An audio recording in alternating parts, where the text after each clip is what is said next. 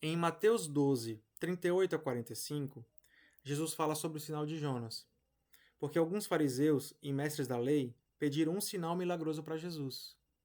E Jesus disse: Uma geração perversa e adúltera pede um sinal milagroso, mas nenhum sinal será dado, exceto o sinal do profeta Jonas. Pois como Jonas esteve 3 dias e 3 noites no ventre de um grande peixe, assim o Filho do Homem ficará 3 dias e 3 noites no coração da terra. Ele falava da morte e da ressurreição dele. Os homens de Nínive se levantarão no juízo contra esta geração e a condenarão, pois eles se arrependeram com a pregação de Jonas. E Jesus é maior do que Jonas. A rainha do sul se levantará no juízo contra essa geração e a condenará, pois ela veio dos confins da terra para ouvir a sabedoria de Salomão. E Jesus é maior do que Salomão. Quando um espírito imundo sai de um homem, passa por lugares áridos procurando descanso. Como não o encontra, diz: Voltarei para a casa de onde saí. Ao chegar, encontra a casa desocupada, varrida e em ordem. Então vai e traz consigo outros 7 espíritos piores que ele, e entrando, passam a viver ali, tornando o estado final daquele homem pior do que o primeiro. Assim acontecerá a esta geração perversa. Então Jesus nos dá alguns conselhos, né? Principalmente um chamado ao arrependimento, porque a geração perversa que ele diz, vendo ele com as atitudes de amor, curando pessoas, trazendo pessoas ao arrependimento, chorando, né? Ainda assim pede sinais, sinais específicos, sinais que se você fizer isso aqui, aí a gente vai acreditar que você é o filho de Deus. Você precisa nos provar. E Jesus diz que Jonas, o povo de Nínive, se levantará para julgar essa geração. Porque Jonas pregou a mensagem e eles se arrependeram. E Jesus é maior do que Jonas. A rainha do sul se levantará porque ela foi ouvir o rei Salomão. E provavelmente, ouvindo a sabedoria dela, alguma coisa na vida dela se modificou. Em alguma coisa ela foi abençoada, ouvindo Salomão. E Jesus é maior do que Salomão. Então vem o Filho de Deus, mais sábio que Salomão, mais prudente, mais amoroso e com certeza com mais autoridade do que Jonas e Salomão juntos, e prega e faz milagres e vive uma vida devota ao serviço ao próximo, nos mostrando em amor o caráter puro do amor de Deus. E essas pessoas dizem: Eu preciso de um sinal. Isso não é suficiente.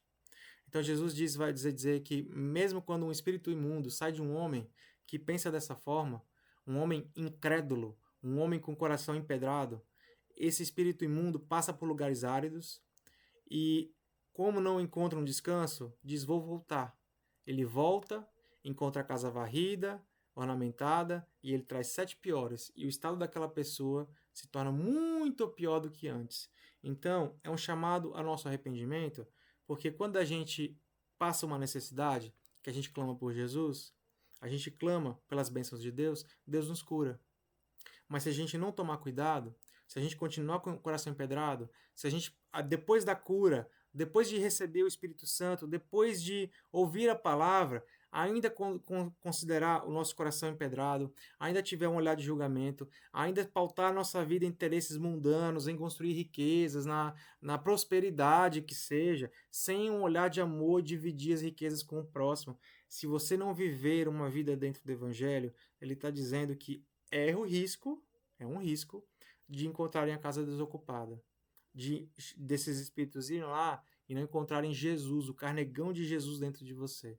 E aí, como vai estar desocupada, eles vão invadir. Porque Jesus é muito gentil, ele bate na porta para entrar.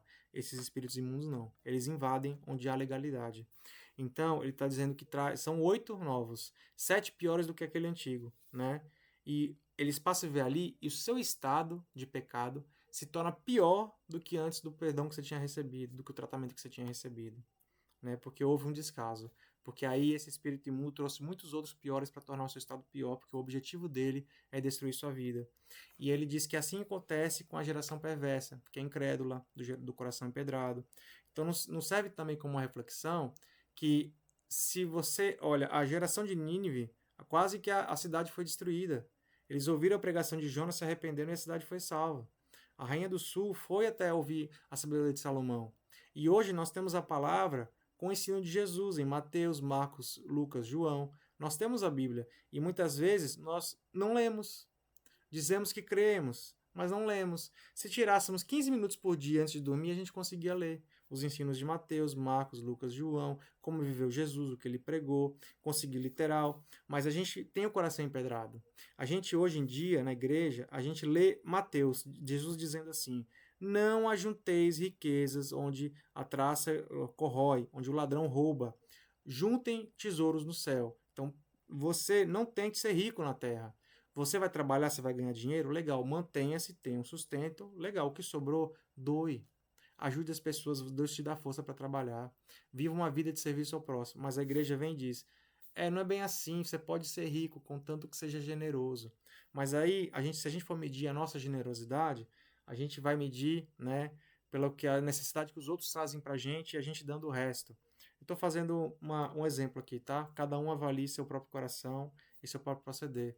Mas eu quero dizer que a gente, por muitas vezes, tem o coração empedrado para os ensinos puros, cheios de amor de Jesus, que nos convida a termos um coração cheio de amor em relação ao próximo e dessa forma nos dedicarmos a Deus, temos temor do Senhor, amamos o próximo servindo uns aos outros, que pode ser com alimento, com dinheiro, mas não precisa ser material, pode ser com um conselho para quem está triste, um conselho para quem está fazendo uma coisa errada, para ela fazer certo. E se ela muda e começa a fazer o certo, o seu conselho fez a diferença, você fez a diferença na vida dela.